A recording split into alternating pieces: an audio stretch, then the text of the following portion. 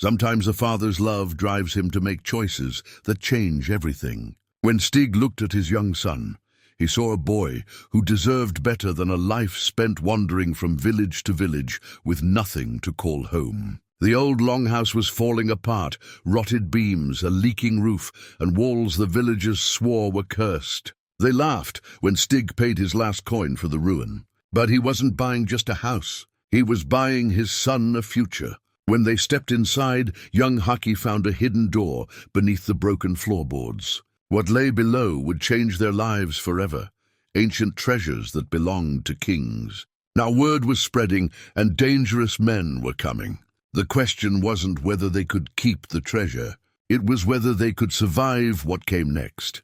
Before we jump back in, tell us where you're tuning in from, and if this story touches you, make sure you're subscribed because tomorrow I've saved something extra special for you. The morning mist clung to the fjord like memories that refused to fade.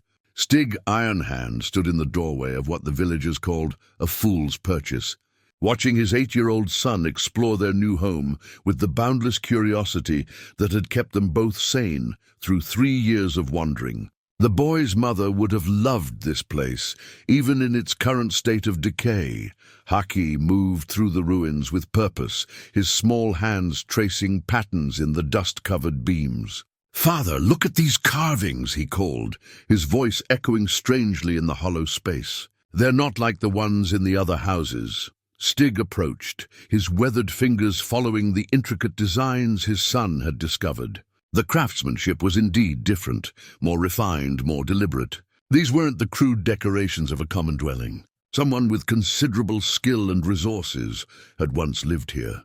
"Tell me again why the villagers fear this place," Haki asked, settling cross-legged on a patch of relatively clean floor. Stig lowered himself beside his son, joints protesting after years of sleeping on hard ground and fighting in foreign lands. "Magnus the Elder claims it brings misfortune to anyone who tries to live here.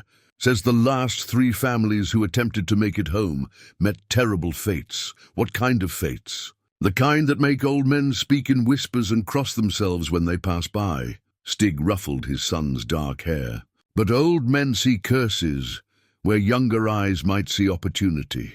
The longhouse stretched before them, its damaged roof allowing columns of morning light to illuminate the destruction. Water stains marked the walls like tears, and sections of flooring had rotted through completely. Yet beneath the decay, Stig could see the bones of something magnificent. The main hall was larger than any common dwelling, with stone foundations that spoke of permanence and wealth. Support pillars, though weathered, bore the marks of master craftsmen. "We'll start with the roof," Stig decided, standing and testing a beam with his weight. "We're going to have you catching fever from sleeping in the rain." Haki nodded enthusiastically. "I can help. I'm stronger than I look. That you are, little wolf. That you are." They spent the morning cataloguing what could be salvaged and what needed replacement. The work felt good after months of aimless travel, giving Stig's hands purpose beyond the grip of sword and shield. He'd grown weary of the mercenary life, tired of fighting other men's battles for coin that never lasted long enough. Haki deserved stability, education, friends his own age. He deserved the childhood that war had stolen from his father. By midday, they'd attracted attention.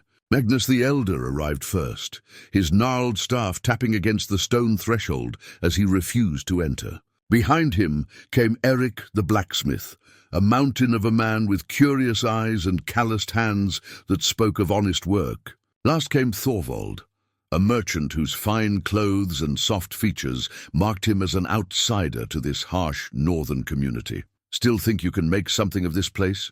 Magnus asked, his voice carrying the weight of decades spent watching dreams crumble like autumn leaves. "I think a man with strong hands and stubborn will can make something of any place," Stig replied evenly. Eric stepped past Magnus into the longhouse proper, his smith's eye examining the structure with professional interest. "The stonework is solid," he admitted. "Foundations sound, even if the rest has seen better days." "The stone is more than sound," Thorvald interjected, his merchant's instincts clearly engaged. "This is quarried granite brought from the mountains at considerable expense." Whoever built this place had resources most Jarls would envy. Stig noted the merchant's interest with growing caution. In his experience, men like Thorvald rarely offered observations without expecting something in return.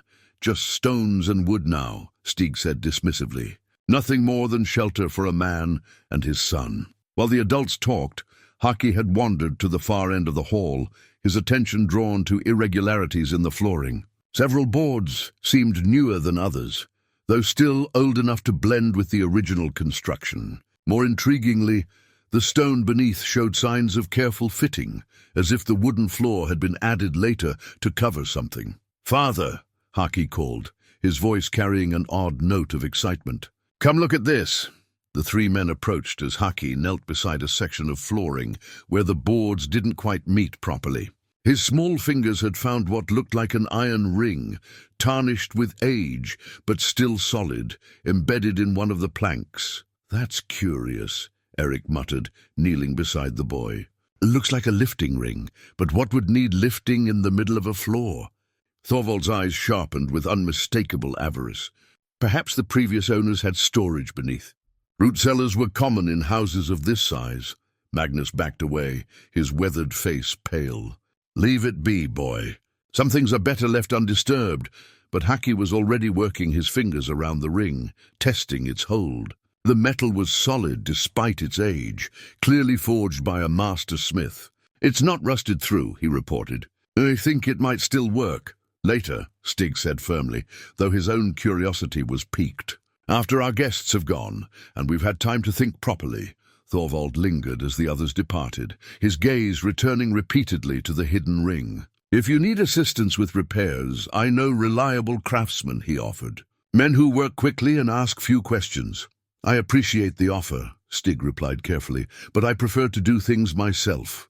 "Call it an old soldier's habit, of course. Still, if you find anything interesting during your renovations, old weapons, perhaps, or items of historical value, I deal in such curiosities, often quite profitably."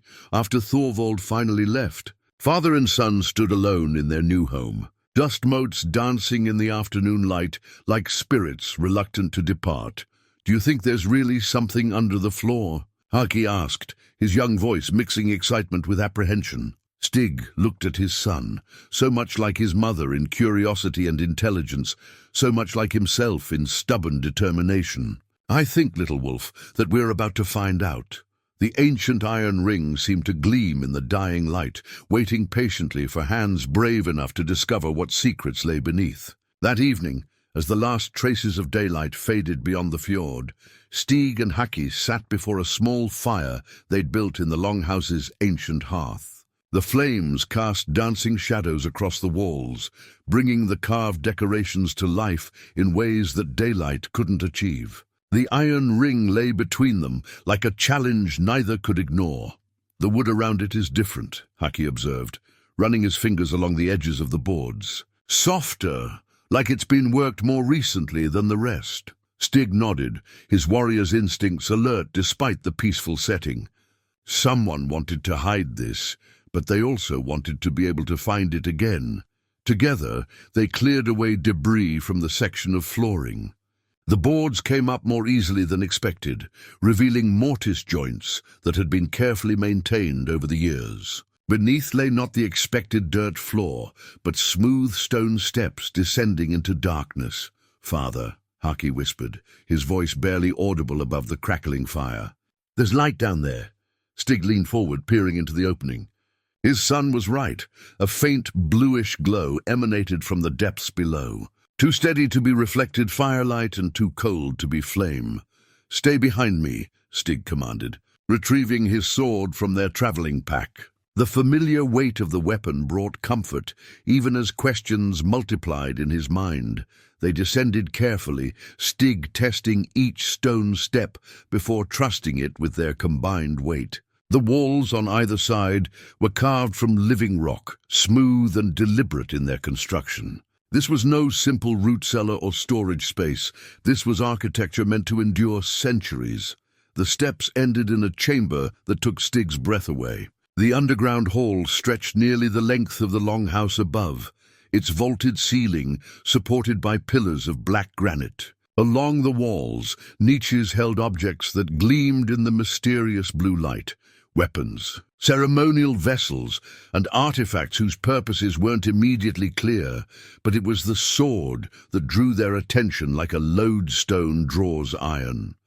The blade hung on the far wall, suspended in a wooden display that had somehow survived the passage of time without decay. Even from across the chamber, runes carved along its fuller pulsed with that same blue radiance, as if responding to their presence. "It's beautiful," Haki breathed, moving toward the weapon with the unconscious grace of youth. "Beautiful and dangerous," Stig cautioned, but he too felt drawn to examine the blade. In 40 years of war and wandering, he'd never seen craftsmanship of this quality. The sword was longer than his own weapon, its balance perfect despite its size. The crossguard bore intricate knotwork that seemed to shift and flow in the strange light, while the pommel held a crystal that pulsed like a heartbeat. But it was the runes that held their attention, ancient symbols that seemed to write themselves in fire along the blade's length. "Can you read them?" Haki asked. Stig studied the markings, calling upon half-remembered lessons from his youth. "Some of them. This one means righteous, and this one blood. But the script is older than what I learned, older than most men remember." As they examined the sword more closely, other details of the chamber revealed themselves. Tapestries hung along the walls, their colors impossibly bright despite obvious age. A throne-like chair sat at the chamber's head, carved from a single piece of white stone and inlaid with silver runes. Scattered throughout the space were objects that spoke of wealth and power: gold arm rings, silver drinking horns, weapons that belonged in the hands of kings. "This wasn't a common dwelling," Stig said quietly, the pieces falling together in his mind. "This was a jarl's hall, maybe more than a jarl's." Haki had moved to examine a banner hanging near the throne. The fabric was silk, a luxury rare even in royal households, and bore a device neither of them recognized: a great tree whose roots and branches formed an intricate pattern around a crown. "Father, look at this." His voice carried a note of wonder. That made Stig's protective instincts flare. The boy was standing beside a wooden table where scrolls lay spread beneath protective glass that had somehow remained intact through the decades. The parchments were covered in the same ancient runes as the sword, accompanied by detailed drawings of the Longhouse as it must have appeared in its glory. Not the ruin they'd purchased, but a magnificent structure worthy of the treasures below. "We need to be careful," Stig said, though his own excitement was growing. Whoever hid these things had good reason, but why hide them at all? These belong in a king's hall, not buried beneath a ruined floor. Before Stig could answer, they heard the sound of footsteps above, heavy boots crossing the Longhouse floor with purpose. Both father and son froze, listening as multiple voices began a quiet but urgent conversation.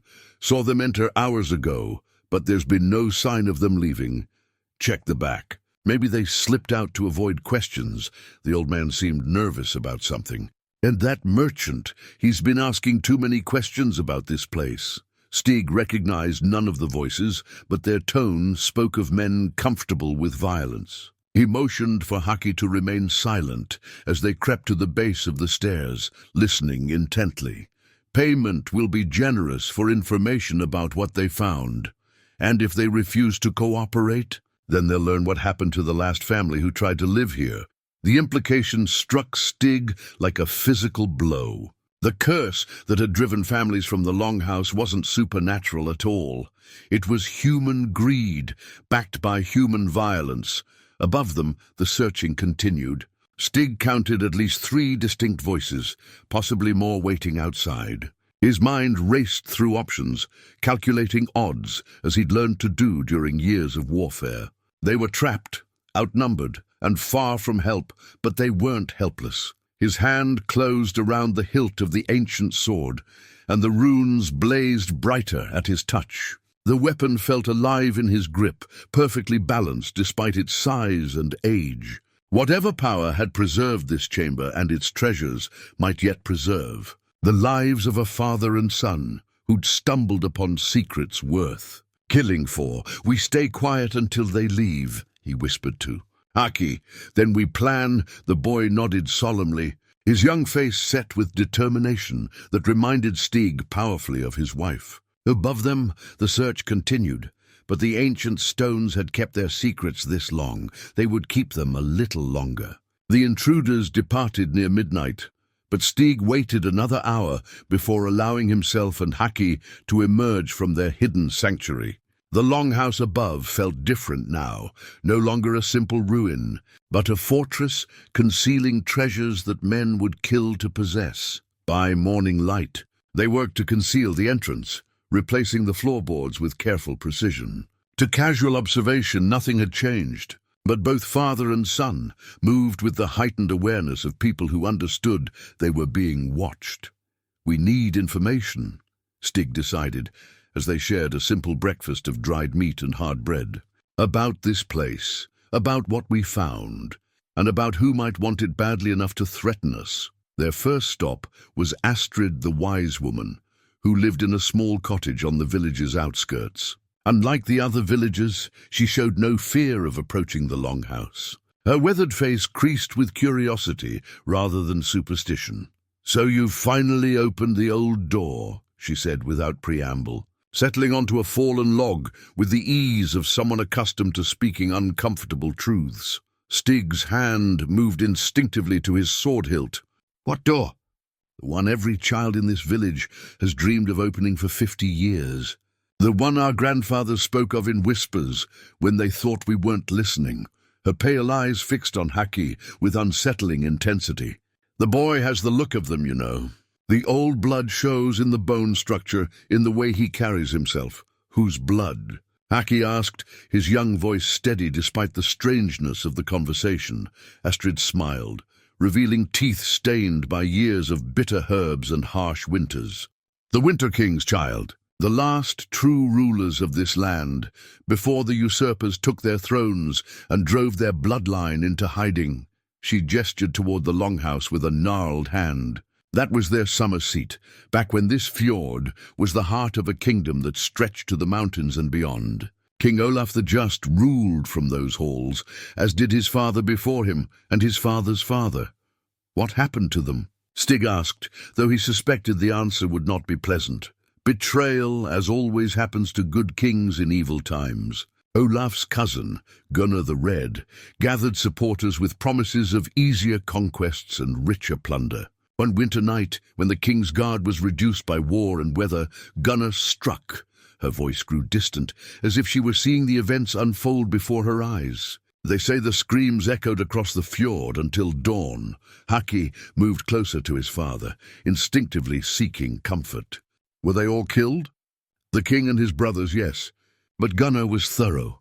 He hunted the bloodline for years afterward, determined to eliminate any potential challenge to his rule." Astrid's gaze returned to the present, focusing on Haki with renewed intensity. "Though some say a few children escaped, hidden by loyal servants who died rather than reveal their locations." Understanding began to dawn in Stig's mind like a cold sunrise. "You think my son—" "I think that boy's mother never told you the full truth about her family," Astrid interrupted gently. "I think she had reasons for wandering so far from her birthplace, for choosing a warrior's life over a noble woman's comfort." Stig's memories of his wife took on new significance. Her education had always seemed unusual for a common-born woman. She could read and write, spoke 3 languages, and carried herself with an unconscious authority that had first attracted his attention. He'd attributed it to unusual intelligence and natural dignity, never questioning deeper explanations. "The banner," he said quietly. "The tree and crown device in the chamber below, the royal arms of the Winter Kings," Astrid confirmed. "Hidden away when Gunnar's men came, waiting for the bloodline's return." They returned to the Longhouse with more questions than answers, but at least now they understood the magnitude of their discovery. The artifacts below weren't simply valuable. They were symbols of legitimate rule, proof that the current Jarls held their power through murder and deception.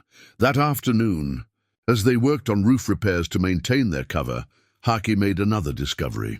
Hidden among the ceiling beams was a silk banner, smaller than the one in the chamber below, but bearing the same royal device. Unlike the underground treasures, this one showed signs of age and exposure. Its colors faded, but still recognizable. "It's a war banner," Stig realized, examining the fabric with new understanding. Something they'd carry into battle to mark the king's presence.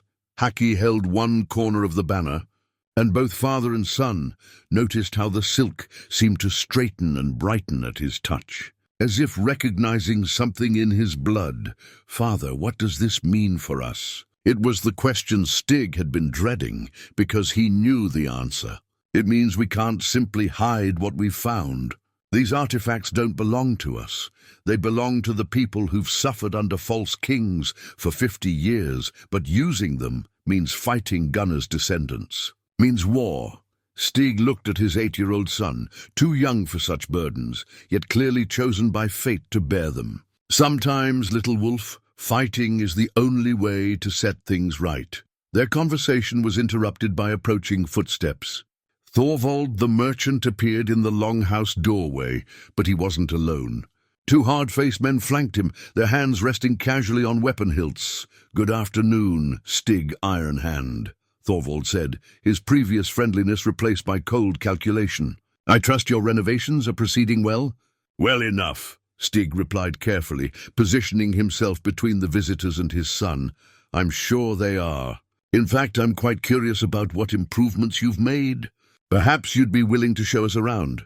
The threat was politely phrased, but unmistakable. Stig's mind raced through options: fight here and risk Haki's safety, or play along and hope for a better opportunity. "Of course," he said finally, "though there's little to see beyond basic repairs." As they toured the Longhouse's upper level, Stig noted how Thorvald's eyes constantly searched for signs of disturbance in the flooring. The merchant's companions remained silent but alert. "He clearly experienced at intimidation. You know," Thorvald said conversationally as they completed the circuit, "I've heard fascinating stories about this place. Tales of hidden chambers and forgotten treasures." "Fascinating indeed," Stig agreed. "But I've found nothing more interesting than mouse droppings and rotten wood."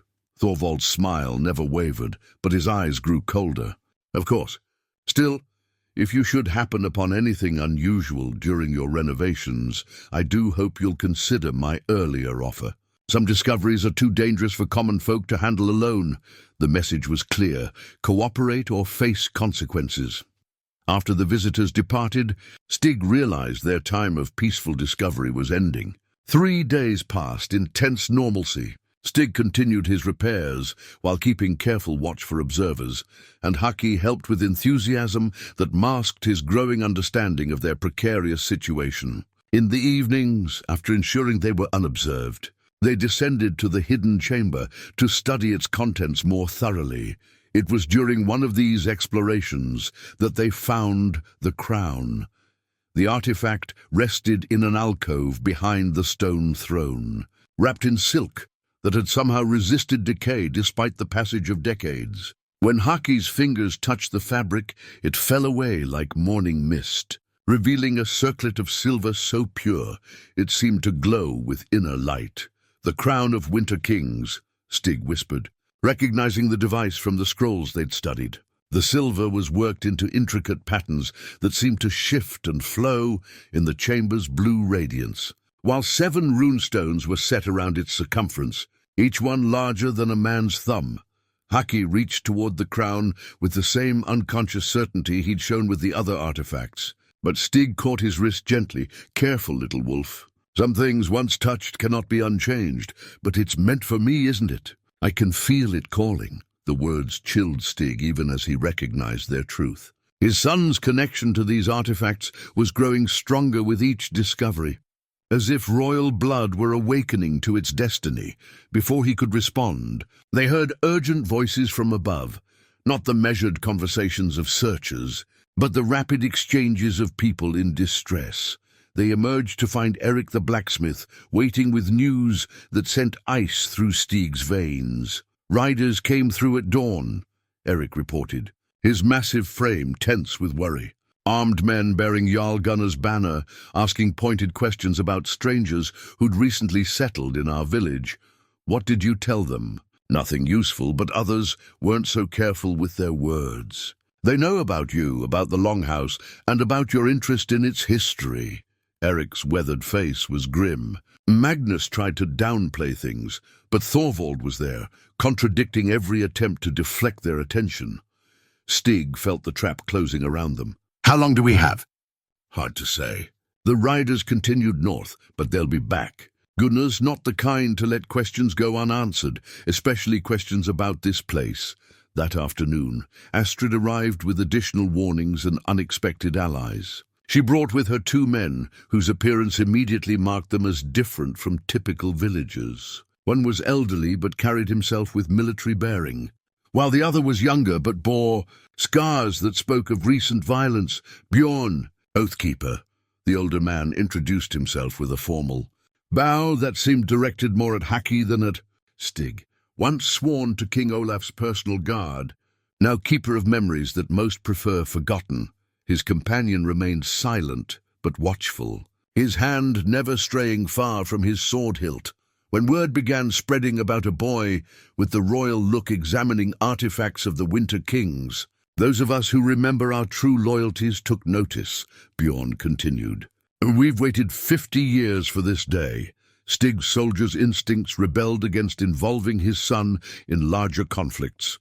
"The boy is 8 years old. Whatever legacy he might carry, he's not ready for war. War chooses its own timing," Bjorn replied sadly. "And Gunnar's descendants won't wait for convenient maturity. The moment they learn what you've found here, they'll move to eliminate the threat. Then we leave," Stig said firmly. "Tonight, we take what we can carry and disappear into the wilderness." "Running won't solve this," Astrid interjected gently. "The artifacts are bound to this place by ancient magic. Remove them from the Longhouse, and they become nothing more than pretty metal and old cloth. But here, in the halls where they were consecrated, they retain their power to legitimize the true royal bloodline." Haki spoke for the first time since the visitors arrived, his young voice carrying an authority that sent chills down Stig's spine. "We can't run from what we are. If I truly carry royal blood, then people have suffered long enough under false kings." "You're 8 years old," Stig said desperately. "You should be learning to read and playing with wooden swords, not planning to challenge jarls for their stolen crowns." "But I am learning to read," Haki replied with gentle certainty. "I've been reading the scrolls below, and I understand what they say. The Winter Kings weren't just rulers, they were protectors. They stood between their people and those who would exploit them." Bjorn knelt before the boy, his scarred hands trembling slightly. "My lord, if you truly mean to reclaim your birthright, we pledge our swords to your cause." "I'm not your lord," Haki said quickly. "I'm just a boy whose father wanted to give him a home." "No," Stig said quietly, finally accepting what he'd been fighting since that first night in the hidden chamber. "You're a boy whose mother gave him a legacy, and whose father will help him claim it." The decision made, they began planning in earnest. Bjorn's companion, introduced simply as Ragnar the Silent, proved to be a scout of exceptional skill who'd been tracking Gunnar's movements for years. His intelligence painted a grim picture. The current Jarl commanded nearly 200 sworn warriors, controlled 3 major settlements, and had spent decades consolidating power through fear and brutality. But power built on lies has weaknesses, Astrid pointed out. Many who serve Gunnar do so from necessity, not loyalty. Show them legitimate authority, and some might remember their true oaths. As evening approached, they made their first attempt to test this theory. Eric volunteered to approach trusted friends in the village, carefully gauging their reactions to hypothetical questions about royal bloodlines and legitimate rule. The results were mixed, but encouraging. While most villagers feared change too much to openly support rebellion, several expressed private disgust with Gunnar's heavy-handed rule and excessive taxation. "It's a beginning," Stig acknowledged. "But we need more than passive sympathy. We need active support. That will come," Bjorn assured him. "Once they see the crown upon its rightful head." That night, in the hidden chamber beneath the Longhouse, they held what Astrid called a recognition ceremony. With the royal banner displayed and the ancient sword gleaming in its mystical light, Haki placed the crown of Winter Kings upon his head. The transformation was immediate and profound. The circlet seemed to meld with his features, the runestones blazing with captured starlight, while the chamber itself responded with increased radiance. Every artifact in the hall pulsed in harmony, as if awakening from long slumber. By blood and right, by sword and crown, the Winter Kings returned to reclaim their own, Bjorn whispered, tears streaming down his weathered cheeks.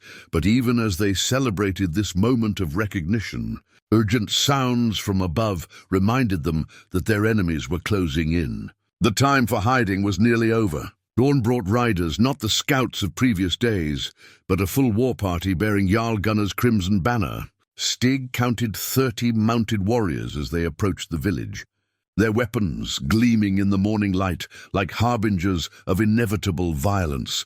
At their head rode a man whose very presence seemed to darken the sky around him. Tall and broad-shouldered, with greying hair braided in the old style, he carried himself with the arrogant certainty of someone accustomed to absolute obedience. This could only be Gunnar the Red himself, descendant of kinslayers, false heir to a stolen throne. "Gather the villagers," Gunnar commanded as his horse pawed the ground impatiently. "I would speak with them about recent irregularities." From the Longhouse, Stig watched through a carefully concealed gap in the wall as the community assembled with obvious reluctance. Men and women emerged from homes and workshops with the resigned expressions of people who'd learned that resistance only made things worse. Beside him, Haki studied Gunnar with the intense focus he usually reserved for ancient scrolls. "He doesn't look like a king," the boy observed quietly. "Kings aren't made by appearance," Stig replied, "but by the choices they make for their people." In the hidden chamber below, Bjorn and Ragnar waited with weapons ready, while Astrid prepared what she called old protections, rituals that might shield them from immediate discovery.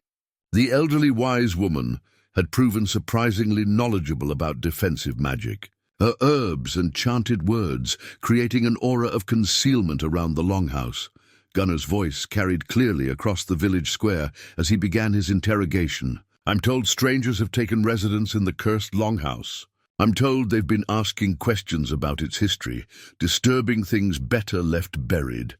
Magnus the Elder stepped forward with obvious reluctance. "The man calls himself Stig Ironhand, my lord. He came with his young son, seeking nothing more than shelter." "Shelter?" Gunnar's tone made the word sound like an accusation. "In a place that stood empty for 50 years because of the misfortunes that befall those who dwell there." "He paid honest coin for the property," Eric the blacksmith interjected, his massive frame tense with suppressed anger. "A man has the right to make his home where he chooses." Gunnar's cold gaze fixed on the blacksmith with predatory intensity. "Rights are granted by those with the power to enforce them. And I'm told this Stig Ironhand has been excavating, searching for things that were deliberately hidden." Thorvald stepped forward with the eager civility of a man currying favor with power. "My lord, I offered to purchase any historical artifacts they might discover, but they claimed to have found nothing of value." "Claimed." Gunnar dismounted, his boots hitting the ground with finality. "Where are they now, these seekers of nothing?" The villagers' eyes turned reluctantly toward the Longhouse, and Stig knew their time of concealment was ending. He looked at his son, no longer just Haki, but the rightful heir to a throne stolen through treachery, and made the choice that would define both their destinies. "It's time," he said simply. They emerged from the Longhouse together, Stig with his hand resting on his sword hilt, Haki walking beside him with a composure that seemed impossible for his young years. The crown of Winter Kings remained hidden in the chamber below, but its influence was evident in the boy's bearing, the unconscious authority of someone born to rule. Gunnar's reaction was immediate and visceral. His face went pale as he studied Haki's features, seeing in them the ghost of kings he'd thought safely dead. "You," he whispered, his voice carrying across the suddenly silent square. "You have the look of them. I have the blood of them," Haki replied, his child's voice steady despite the magnitude of the moment. "The blood of the Winter Kings, murdered by your ancestors' treachery." The effect on the assembled villagers was electric. Gasps and murmurs rippled through the crowd as they began to see what Gunnar had recognized immediately: the bone structure, the bearing, the indefinable presence that marked royal bloodline. "Impossible," Gunnar snarled.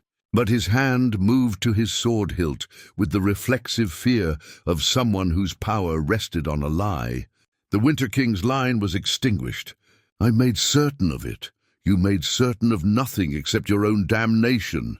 Astrid's voice cut through the tension as she appeared beside the Longhouse, her weathered hands raised in gestures of warding and protection. "Royal blood calls to royal blood, and the earth itself remembers the true lineage."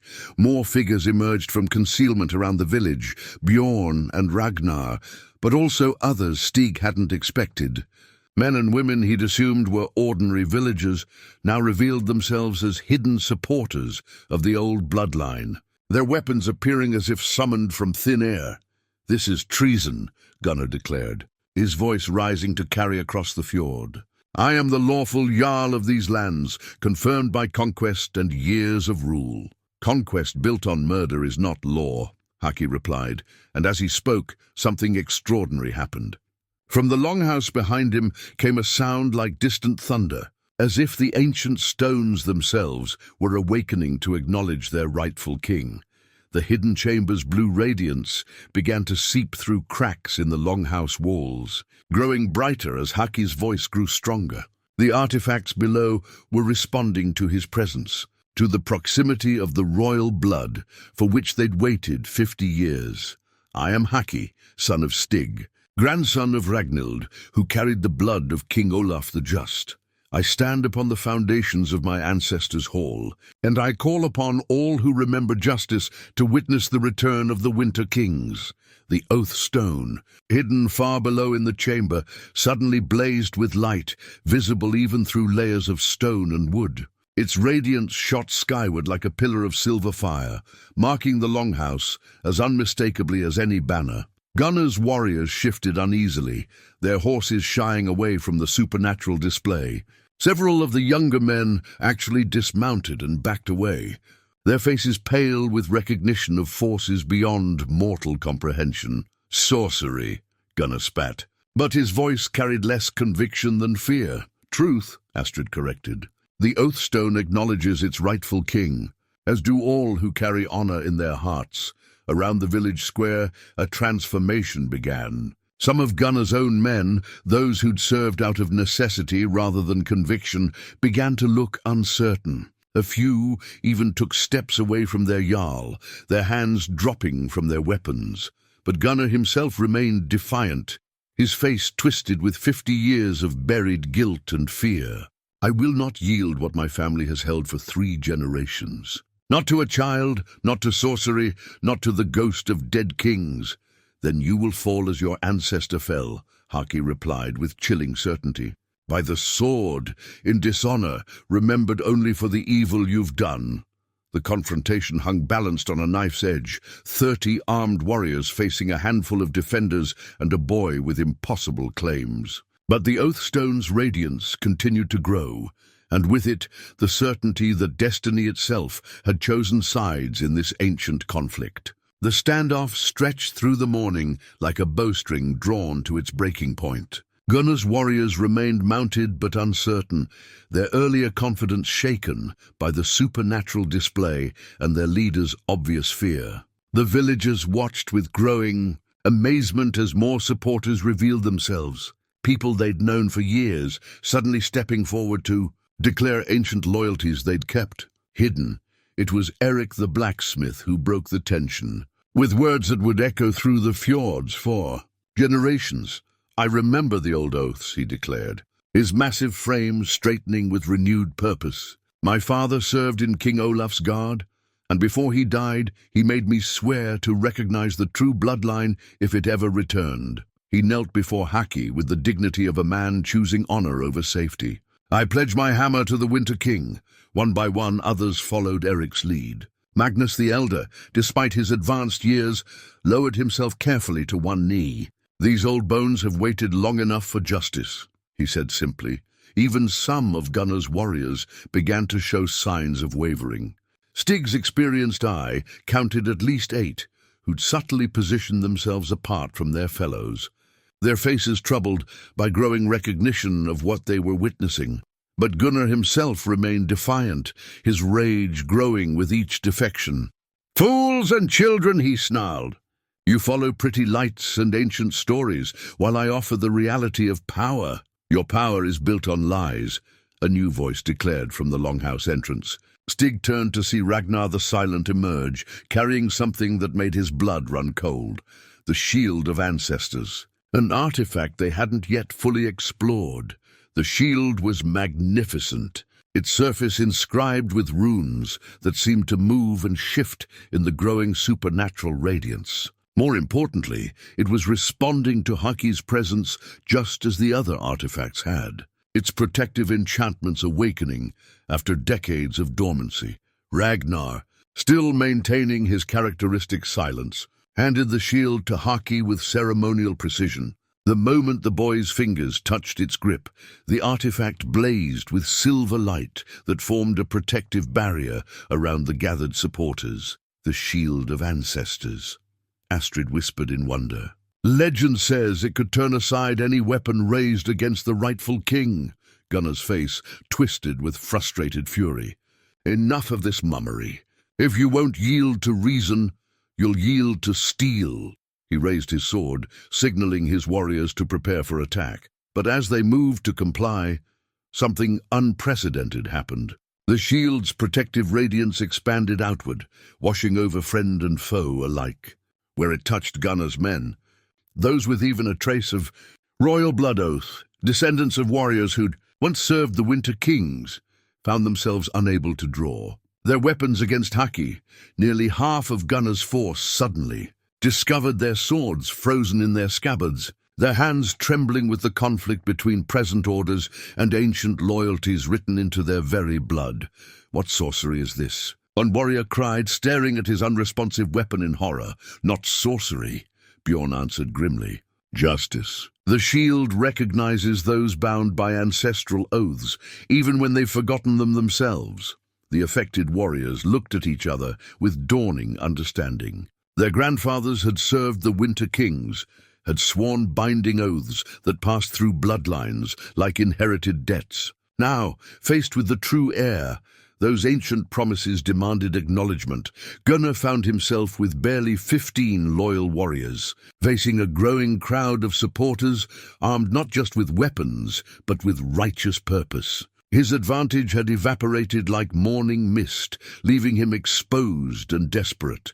"This proves nothing," he declared, but his voice carried the hollow ring of a man watching his world crumble. Royal blood or no, the boy is still a child. What does he know of ruling, of the harsh choices that leadership demands? Haki stepped forward, the Shield of Ancestors gleaming on his arm like captured starlight. When he spoke, his voice carried the wisdom of someone far beyond his 8 years, or perhaps the accumulated wisdom of the royal bloodline itself. "I know that true leadership serves the people." "Not itself," he replied. "I know that strength used to oppress the innocent becomes weakness, and that a throne stolen through murder will never know peace." "Pretty words from a child who's never faced real hardship," Gunnar sneered. "What will you do when winter comes and your people are starving? When neighboring jarls test your borders with fire and sword? Will your pretty lights and ancient oaths feed the hungry or turn aside enemy blades?" "They will if they're wielded by someone worthy of them," Astrid interjected, her weathered face set with grim satisfaction. "The artifacts don't just prove bloodline, they amplify the wielder's natural abilities." In the hands of a true king, they become tools of protection and prosperity. As if responding to her words, the longhouse behind them began to change. The supernatural radiance was affecting the very structure, restoring it to something approaching its original grandeur. Rotted timbers straightened and strengthened. Broken stones fitted themselves back together, and the collapsed sections of roof reformed as if time itself were reversing. The villagers watched in awe as their cursed ruin transformed into a hall worthy of legends. Windows that had been empty holes now held glass that sparkled like captured sunlight, while the great doors stood tall and proud, carved with the royal arms that proclaimed the Winter King's return. "Behold the Hall of the Winter Kings," Haki declared, his young voice carrying clearly across the square. "Let all who would serve justice find welcome here, and all who would perpetuate injustice know that their time is ending." Several more of Gunner's warriors dismounted and approached the restored longhouse with expressions of wonder and growing conviction. The shield's influence continued to work on them, awakening loyalties they'd never known they carried. But Gunner himself remained unmoved by the miraculous display.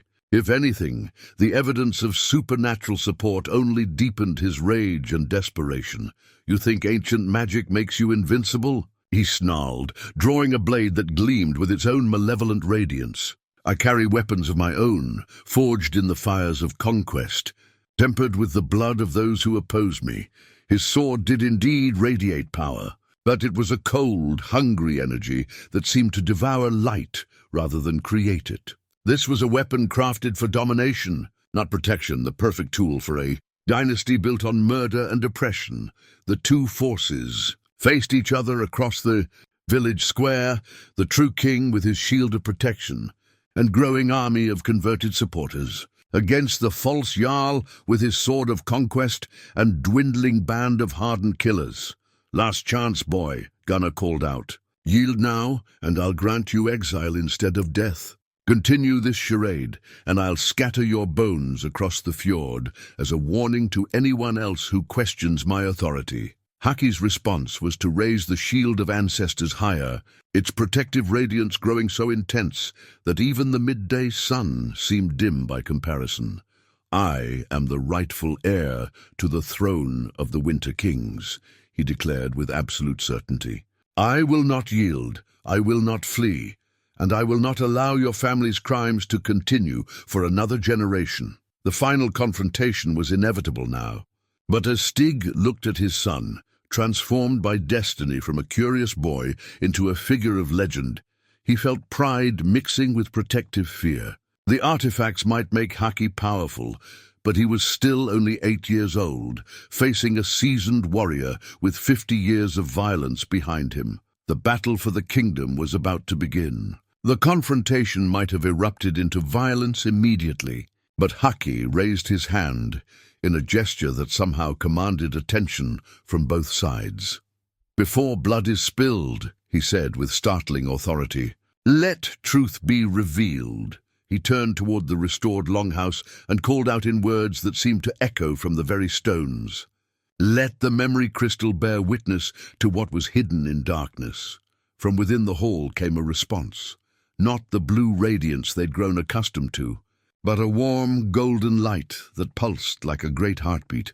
The glow intensified until a crystal the size of a man's head emerged from the longhouse, floating through the air as if carried by invisible hands. The memory crystal was unlike anything Stig had ever seen. Its surface contained swirling depths that seemed to hold trapped starlight, while runes of power circled its circumference in endless, hypnotic patterns. When it settled in the air above the village square, everyone present, supporters and enemies alike, felt compelled to watch. "The memory crystal of the Winter Kings," Astrid whispered in reverence. "It was said to record the truth of all events that occurred in its presence, preserving them for future generations." Gunner's face went ashen as understanding dawned. "No," he breathed. "That was destroyed. Your grandfather made certain of nothing except his own damnation," Haki interrupted. The crystal was hidden, protected, waiting for the day when justice would demand its testimony. The artifact began to glow more intensely, and suddenly the air around them shimmered with images of the past. The villagers gasped as they found themselves witnessing events from 50 years before, as vivid as if they were happening in the present moment. They saw the Longhouse as it had been in its glory, a magnificent hall filled with light and laughter, where King Olaf the Just held court with wisdom and compassion. They watched him settle disputes with fairness, welcome refugees with generosity, and lead his warriors against threats to the kingdom with courage rather than cruelty. But then the images darkened, showing a winter night when trusted guests arrived at the hall. Gunnar's grandfather, Thorold the Oathbreaker, embraced King Olaf like a brother while concealing daggers behind his back. "Lies," present-day Gunnar snarled, but his voice lacked conviction. "Illusions crafted to discredit my family's rightful rule." The crystal's visions continued relentlessly, showing the brutal assassination of King Olaf and his brothers, the systematic hunting of their children, and the burning of evidence that might challenge Thorold's claim to the throne. Most damning of all, they witnessed Thorold forcing the surviving nobles to swear false oaths, threatening their families if they refused to acknowledge his legitimacy. "Behold the foundation of your dynasty," Haki declared, his young voice carrying the weight of absolute judgment. Built on kinslaying, maintained through terror, perpetuated by lies told so often that even the liars began to believe them. Several of Gunnar's remaining warriors threw down their weapons in horror, finally understanding the true nature of the cause they'd been serving. Others backed away from their Jarl, as if he carried some contagious disease.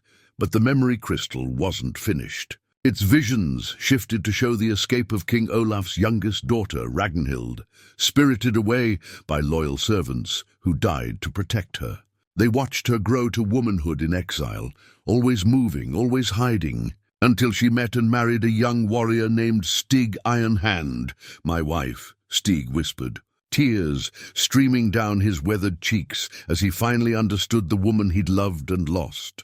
"She never told me. She couldn't," Astrid said gently. "The burden of royal blood in hiding is silence, always silence, until the time comes for revelation." The crystal showed Ragnhild's death in childbirth. Her final words a whispered prayer that her son would grow strong enough to reclaim what had been stolen. It showed Stig raising Haki in ignorance of his true heritage, wandering the world as mercenaries while the kingdom suffered under increasingly brutal rule. 50 years of tyranny, Haki said as the visions faded, built on a lie so monstrous that it poisoned everything it touched. How many have died because my family's rightful rule was stolen?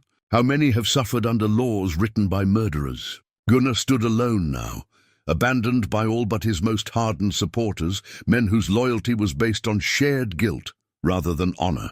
His face was a mask of rage and desperation, but beneath it, Stig could see the first cracks of fear. "Pretty illusions," Gunnar declared, though his voice shook. "Fairy tales crafted by desperate pretenders. Even if every word were true, it changes nothing. I hold the power now, and power is the only truth that matters. Power without legitimacy is merely violence," Haki replied. "And violence, no matter how successful, always ends in its own destruction." The memory crystal pulsed once more, and this time its visions showed not the past, but possible futures, dark timelines where Gunnar's dynasty continued its brutal rule until the kingdom tore itself apart in civil wars, and brighter possibilities where just leadership restored prosperity and peace.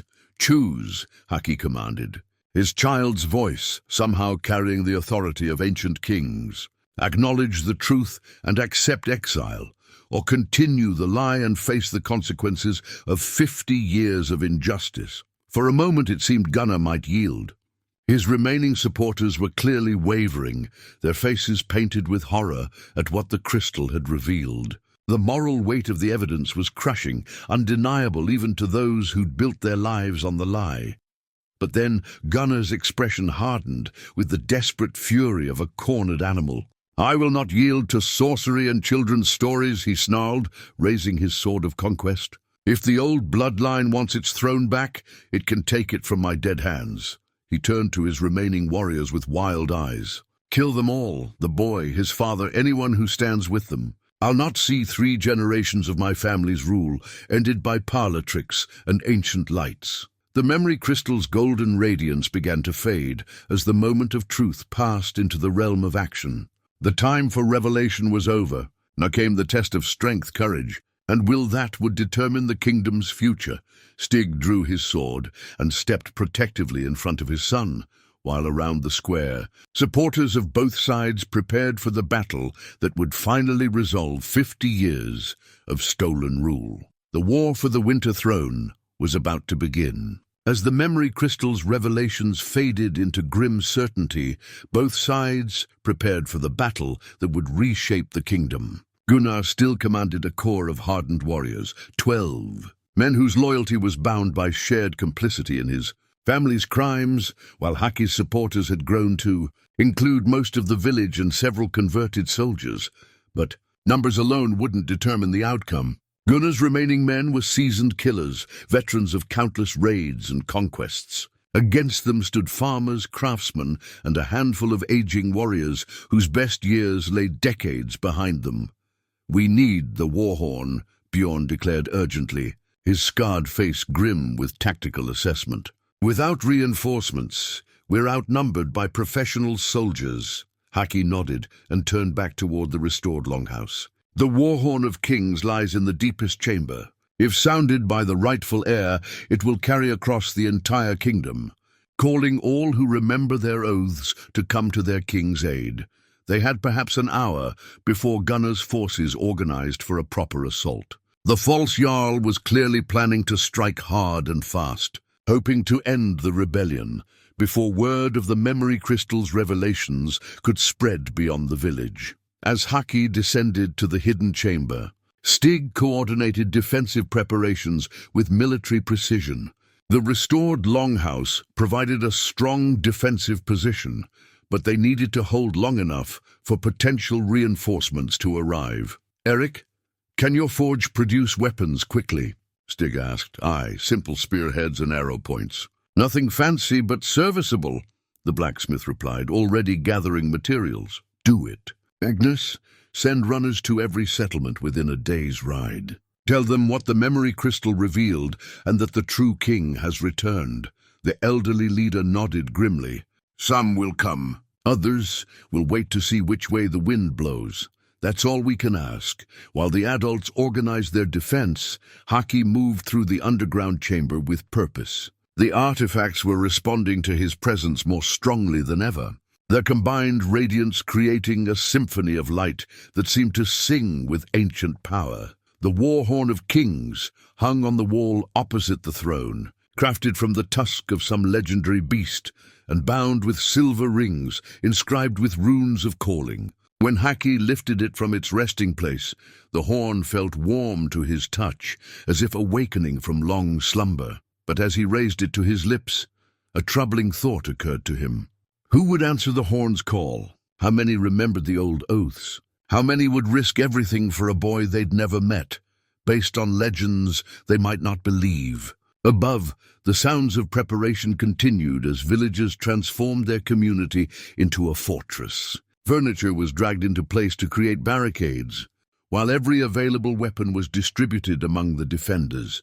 Astrid had positioned herself at the Longhouse's main entrance, her weathered hands weaving protective charms that shimmered in the air like heat waves. "The wards will hold for a time," she reported, "but against Gunnar's cursed blade, they won't last long." Stig studied their defensive positions with a soldier's eye. The restored Longhouse was magnificent, but it wasn't built as a military fortification. They had good sightlines and strong walls, but limited escape routes if the defense failed. More troubling was the question of Haki's safety. The boy was their greatest asset. His royal blood was the only thing that could legitimize their cause, but he was also their greatest vulnerability. If Gunnar's forces captured or killed him, the rebellion would collapse instantly. You should hide in the chamber below until this is over, Stig suggested when his son emerged with the war horn. No, Haki replied with quiet certainty. A king doesn't hide while his people fight for him. Besides, the artifacts work strongest when I'm present to channel their power. Before Stig could argue further, shouts from the defensive perimeter announced Gunnar's approach. The false Jarl had gathered not just his remaining warriors, but also reinforcements, mercenaries drawn by promises of plunder, and fence-sitting locals who decided to side with established power.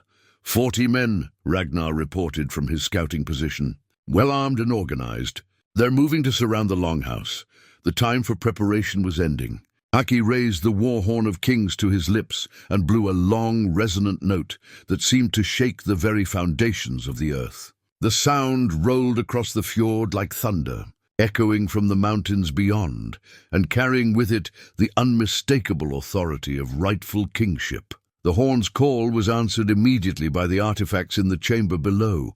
Every royal treasure blazed with renewed radiance, their combined power creating a pillar of silver light that shot skyward like a beacon visible for miles around. But the horn's effect went beyond mere illumination. As its call faded, those with even distant connections to the old royal bloodline felt something stir in their hearts, an awakening of loyalties they'd inherited but never understood. By the gods, one of Gunnar's mercenaries whispered, his face pale with sudden recognition. That's the true king's horn. My grandfather used to sing songs about its sound. Several others nodded in growing unease, their certainty shaken by the supernatural display. Gunnar noticed their wavering and raised his cursed sword, its malevolent radiance pushing back against the horn's influence. Hold your positions, he commanded. It's trickery, nothing more. Ancient toys, trying to seem important. But his words carried less conviction than before. The war horn's call had been heard far beyond the village, and responses were already beginning to arrive. From the north came riders bearing banners Stig didn't recognize, mountain clans whose loyalty to the old bloodline had survived generations of suppression. From the east approached a group of ships, their hulls cutting through the fjord's waters with purpose born of renewed hope. Reinforcements, Bjorn breathed in amazement. More than I dared hope. Within the hour, their defensive force had tripled in size. Warriors who'd served in exile, farmers who remembered their grandfathers' stories, young men seeking something nobler than banditry, all answered the horn's ancient call, but Gunnar's forces had grown as well. Word of the rebellion had spread to his allies, and several neighboring jarls had sent troops to support the established order. The approaching battle would be larger and bloodier than anyone had anticipated.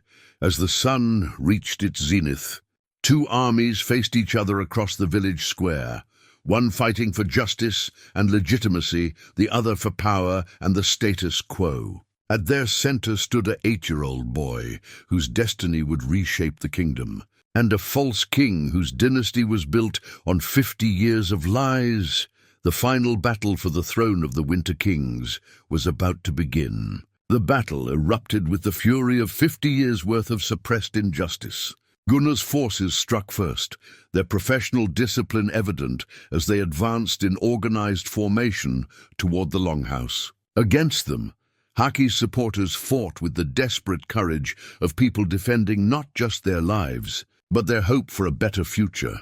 Stig found himself in the thick of the fighting, his veteran skills serving him well as he carved through Gunnar's mercenaries. The familiar weight of his sword felt almost comforting after months of peaceful construction work, though he wished desperately that violence hadn't returned to their lives. But even as he fought, his eyes remained fixed on his son, who stood within the Longhouse's protective barrier, wielding artifacts that pulsed with ancient power.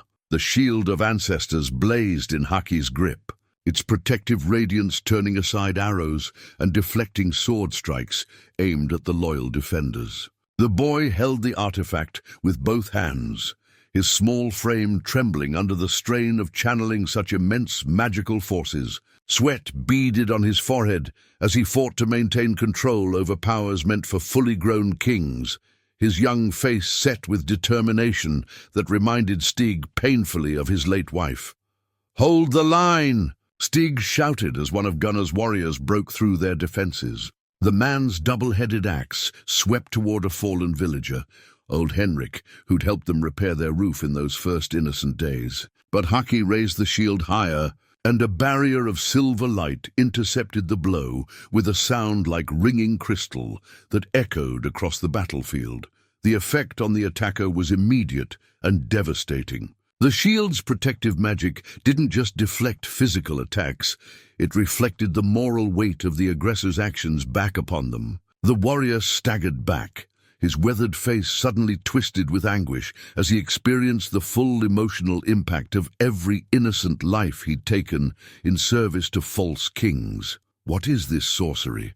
he gasped, dropping his weapon as if it burned his hands. Tears streamed down his cheeks as 50 years of suppressed guilt crashed over him like a tide. "The children, the families I destroyed for coin, not sorcery," Haki replied, his child's voice carrying impossible authority despite the obvious effort of speaking while maintaining the shield's power. Justice, truth, the weight of choices finally acknowledged. Around the battlefield, similar scenes played out as the shield of ancestors revealed the true nature of each combatant's motivations. Those fighting for legitimate cause found their strength enhanced, their weapons lighter in their hands, their movements more sure and precise. Meanwhile, those serving corruption and greed discovered their arms growing heavy, their strikes losing force, their resolve crumbling under the artifact's pitiless moral scrutiny. Eric the blacksmith wielded his warhammer with renewed vigor, each blow striking true as if guided by divine purpose. "For King Haki!" he roared, his massive frame cutting through enemy ranks like a force of nature. Behind him, villagers who'd never held weapons before fought with the skill of seasoned warriors. The shield's power awakening courage they'd never known they possessed. But Gunnar himself remained untouched by the shield's influence, his cursed sword providing protection against the artifact's moral judgment. The blade's malevolent radiance pushed back against Haki's silver light, creating a zone of twisted shadows around the false Jarl as he pressed forward through the melee. His cold eyes remained fixed on Haki with murderous intent, calculating the precise moment to strike, kill. "The boy and this ends," he commanded his remaining loyal warriors, men whose souls were so steeped in violence that even the shield's revelation couldn't shake their commitment to brutality. "Whatever power he channels dies with him. Cut him down, and we can return to the natural order of things." But reaching Haki meant getting past Stig, and the grizzled warrior had no intention of allowing harm to come to his son. He intercepted 3 would-be assassins simultaneously, his sword work a masterpiece of controlled fury. These weren't the clumsy village defenders or converted warriors. These were professional killers who'd served the false dynasty for decades, and they attacked with coordinated precision that tested even Stig's considerable skills. The first assassin wielded twin daggers with serpentine grace. His strikes aimed at vital points with surgical accuracy. The second carried a massive two-handed sword that he swung with devastating power, while the third hung back with a crossbow, waiting for the perfect shot. Stig found himself dancing between their attacks, using his superior experience to turn their coordination against them. Steel rang against steel in deadly harmony, as the 4 warriors engaged in a combat ballet that decided the fate of kingdoms. Stig's blade caught the dagger wielder's wrist, sending one weapon spinning away in a spray of blood. He ducked under the great sword's crushing arc and drove his pommel into the swordsman's temple, dropping him like a felled tree. But as he spun to face the crossbow, the surviving assassin's bolt took him in the shoulder, spinning him around and nearly dropping him to his knees. The battle raged through the afternoon, with increasing desperation on both sides. Neither could gain decisive advantage.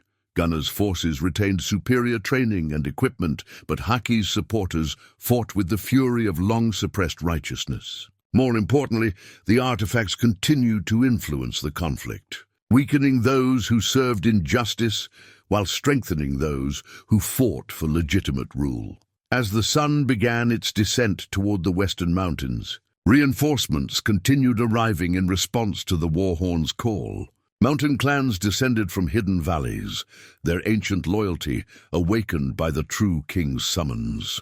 Ships landed warriors who'd kept the old faith alive through generations of persecution. But Gunnar's allies arrived as well, neighboring jarls who'd sent their best men to preserve the existing order, fearful that legitimate rule might spread to threaten their own stolen power. The battlefield expanded beyond the village square, as hundreds of additional combatants joined the fray. What had begun as a local dispute now resembled the climactic battle of a civil war. With the kingdom's future hanging in the balance, through it all, young Haki maintained his position within the Longhouse's protective barrier, the shield of ancestors growing brighter with each passing hour. But the strain was clearly taking its toll.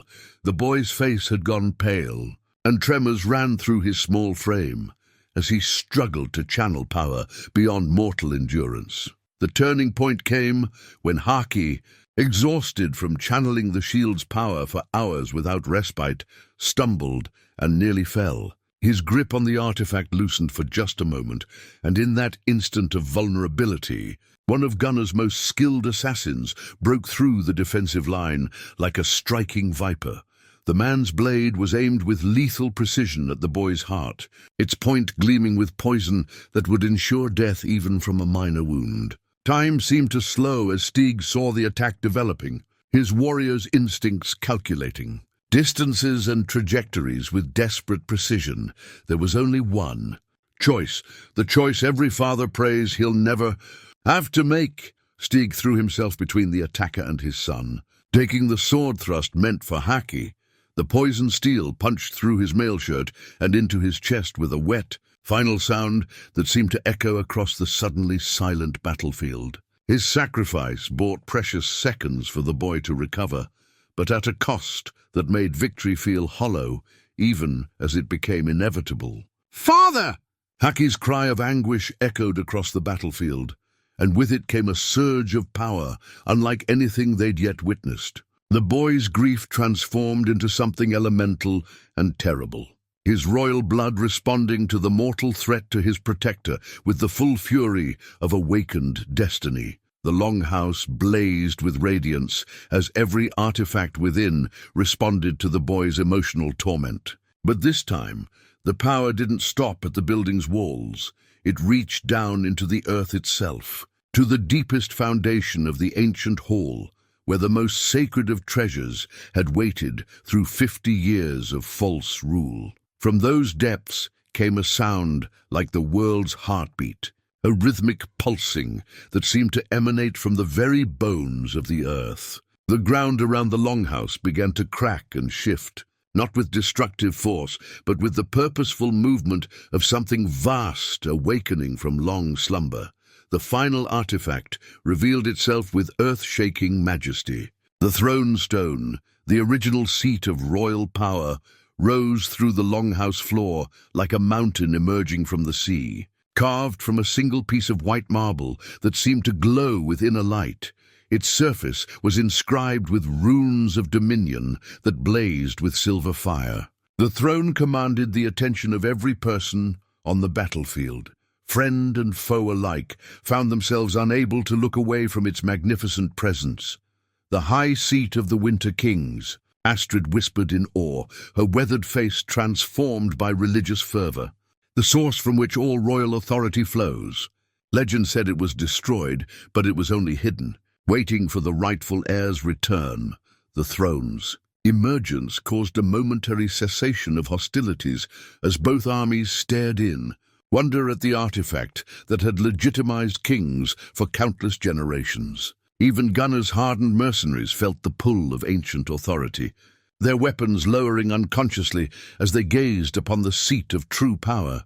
Haki looked at his wounded father, blood pooling beneath Stig's still form, then at the throne that represented everything his bloodline had lost and everything they might regain. The choice seemed impossible.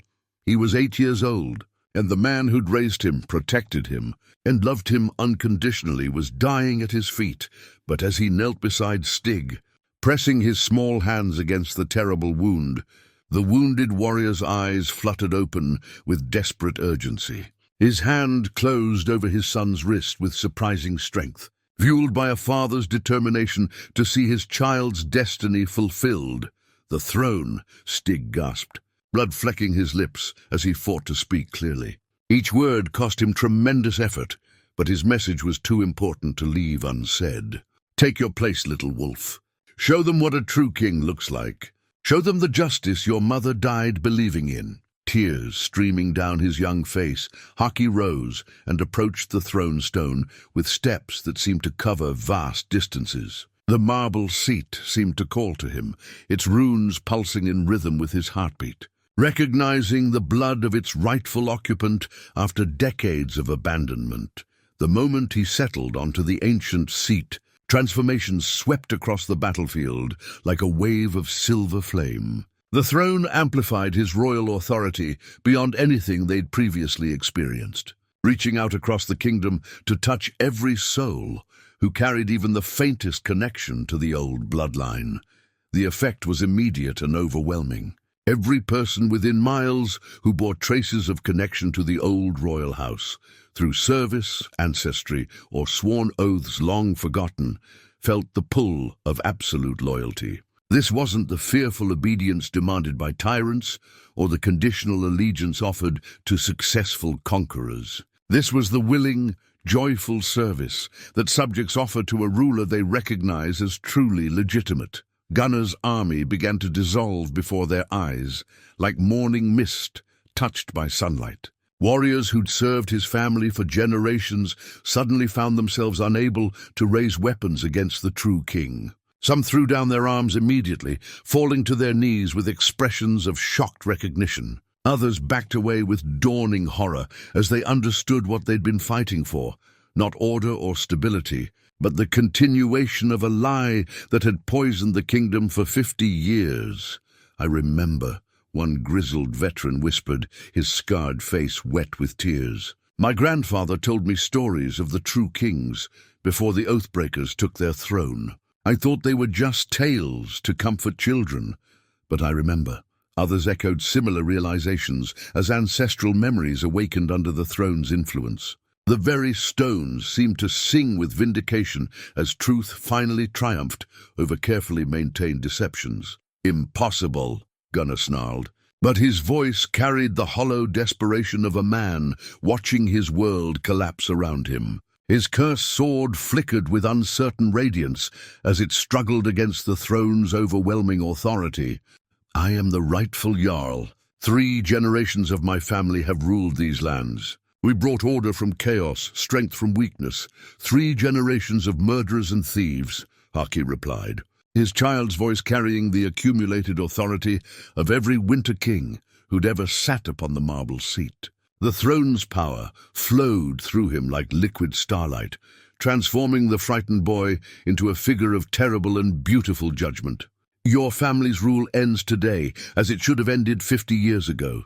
The false Jarl found himself standing alone now, abandoned by all but his most hardened supporters, men whose crimes were so great that even ancestral loyalty couldn't overcome their commitment to violence. Perhaps a dozen warriors remained at his side, their souls so steeped in corruption that the throne's influence couldn't reach them, with nowhere left to retreat and his carefully constructed world crumbling around him. Gunnar raised his cursed sword one final time. The blade pulsed with malevolent energy as he channeled generations of stolen power into a single, devastating strike. "If I cannot rule, then no one shall," he declared, his voice rising to a scream of frustrated rage. The cursed weapon blazed with dark fire as he brought it down toward the throne, channeling enough malevolent force to shatter castle walls and split mountains.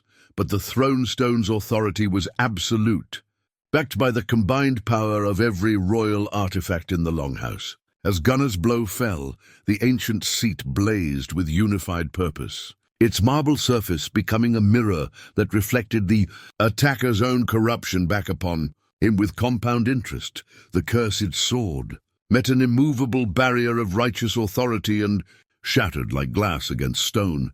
The backlash of conflicting energies threw Gunnar to his knees. His face twisted with agony as 50 years' worth of inherited guilt suddenly made itself manifest in his soul. For the first time in his life, the false Jarl experienced the full emotional weight of every life his dynasty had destroyed. He felt the terror of murdered children, the despair of widowed mothers, the hopeless rage of farmers taxed into starvation. The truth he'd spent decades denying crashed over him like an avalanche of accumulated suffering. "Mercy!" he gasped, the word torn from his throat by forces beyond his control. It was perhaps the first honest plea he'd made in decades, stripped of calculation and manipulation by the throne's pitiless revelation.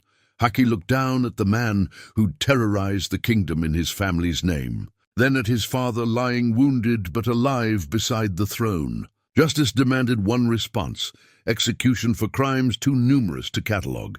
But mercy suggested another path, one that might heal rather than simply punish. The boy king's decision would echo through history, defining not just his reign, but the very nature of the restored kingdom. Around him, hundreds of witnesses waited to see what kind of ruler the Winter King's heir would prove to be. "You will live," Haki decided, his voice carrying the weight of absolute authority, "but in exile, carrying the truth of what your family did to anyone who will listen. Let your remaining days be spent in service to the justice you spent a lifetime denying. Perhaps in time, your testimony will prevent others from following your path." The battle for the Winter Throne was over, but its consequences would reshape not just the kingdom, but the entire concept of legitimate rule for generations to come. 6 months after the Battle of the Winter Throne, the Longhouse had been transformed into something that surpassed even its original glory. Master craftsmen from across the kingdom had labored to create a royal hall worthy of the returned bloodline, while the surrounding village had grown into a proper town as people flocked to serve the true king. Stig survived his wounds, though he bore new scars to add to his collection from decades of warfare. He served now not as a wandering mercenary, but as the royal protector, a position created specifically to honor the man who'd raised a king and nearly died defending him. On this particular morning, he stood in the great hall, watching his son conduct the weekly audience, where any citizen could bring their concerns directly before the throne. It was a custom of the Winter Kings that Gunnar's dynasty had abandoned, preferring to rule through intermediaries who could shield them from uncomfortable truths. 8-year-old King Haki, though he insisted most people simply call him Haki, listened with grave attention as an elderly farmer described problems with flooding that threatened the year's harvest. "The old drainage channels need clearing," the man explained, his weathered hands twisting nervously as he addressed royalty. "But they run through land claimed by 3 different lords, and none will take responsibility." Haki nodded thoughtfully, then turned to one of the scribes who recorded his judgments. "Let it be decreed that flood control is a matter of common welfare, not individual property rights. The 3 lords shall share the cost of repairs equally, and if any refuse, the crown will complete the work and recover expenses through taxation." The peace seal, newest of the royal artifacts to reveal itself, glowed softly as it recorded the judgment. The crystalline device had emerged from the Longhouse foundations during the restoration work, apparently designed to formalize and preserve the king's decrees with magical authority. A wise decision. "My lord," the farmer said with obvious relief, "the old kings always understood that prosperity flows from cooperation, not competition." After the audience concluded, Haki joined his father for their daily walk around the town. It was a ritual they'd maintained since the early days of uncertainty, when both had needed reassurance that their new life was real and lasting. The changes were remarkable. Where once stood a collection of fearful, isolated cottages, now thrived a community built around cooperation and mutual support. The blacksmith's forge rang with the sound of tools being made, not weapons of conquest. Children played in the streets without the haunted wariness that had marked the previous generation. "Do you ever miss it?" Haki asked as they paused beside the harbour, where trade ships unloaded goods from distant kingdoms. "The wandering life, I mean. Just you and me on the road with no one expecting anything from us." Stig smiled at the question he'd been anticipating for months. "I miss the simplicity sometimes," he admitted. "But I've never been prouder than I am, watching you become the king your mother would have wanted you to be." They walked in comfortable silence for a while, father and son sharing the easy companionship that had sustained them through years of uncertainty. Around them, the town buzzed with the activity of people who believed in their future again. "Astrid says the other kingdoms are taking notice," Haki mentioned as they turned back toward the Longhouse. "Some are sending ambassadors to establish formal relations, and others are preparing for war," Stig added grimly. "Not everyone approves of legitimate rule, replacing conquest as the basis of power." "Let them come," Haki replied with the quiet confidence that had marked all his decisions since taking the throne. "We'll face them as the Winter Kings always did, protecting our people, defending what's right and trusting that justice will prevail." That evening, as had become their custom, they descended to the chamber beneath the Longhouse to check on the artifacts that had made their victory possible. The royal treasures remained as magnificent as ever, but they no longer pulsed with urgent radiance. Their purpose had been fulfilled. The rightful king sat upon his throne, and the kingdom was healing from decades of misdirected rule. "Do you think we'll need them again?" Haki asked, running his fingers along the runes of the ancient sword. "Perhaps," Stig replied. "But remember what Astrid taught us. The artifacts amplify what's already within the wielder. They didn't make you a king, little wolf. They simply revealed what you always were." As they prepared to return to the hall above, a messenger arrived with news from the borderlands. 3 kingdoms to the east were indeed massing armies, ostensibly to protect their own territorial claims, but clearly intending to test the young king's resolve. "War again," Stig said wearily, his veteran's eye already calculating odds and strategies. "Not war," Haki corrected gently. "Justice. There's a difference." He lifted the peace seal from its resting place. The crystalline artifact warmed to his touch. "This will formalize our response," he decided. "We'll offer them the same choice we gave Gunnar, acknowledge the return of legitimate rule, and join us in building something better, or face the consequences of defending injustice." As the artifact began to glow, recording the king's decision for posterity, Stig realized that his son had learned the most important lesson of true leadership, that power used in service of others was the only kind worth having. The Longhouse stood proud against the northern sky, its restored magnificence a symbol of renewal and hope. Within its walls, a boy king prepared to defend the justice his family had died for, supported by a father whose love had made it all possible. Sometimes, Stig reflected as he watched his son plan for the challenges ahead, the greatest victories weren't won with swords and shields, but with the simple determination to do what was right, no matter the cost. The Winter Kings had returned, and their reign would be built on the same foundation that had made their ancestors great, not conquest or fear, but the willing loyalty of people who believed their rulers truly served them.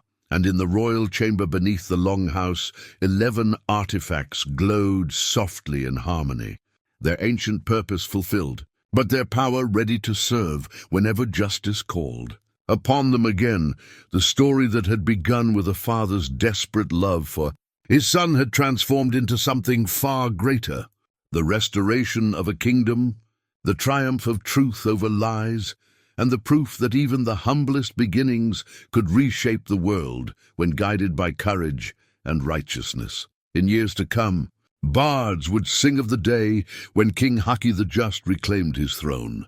But those who lived through it would remember something simpler and more precious, the moment when hope returned to a land that had almost forgotten what it meant to be truly free. The Longhouse stood eternal against the fjord, a testament to the power of legitimate rule and the enduring strength of a father's love for his son. Within its restored halls, the Winter Kings ruled once more, and the kingdom flourished under the protection of ancient artifacts and timeless justice.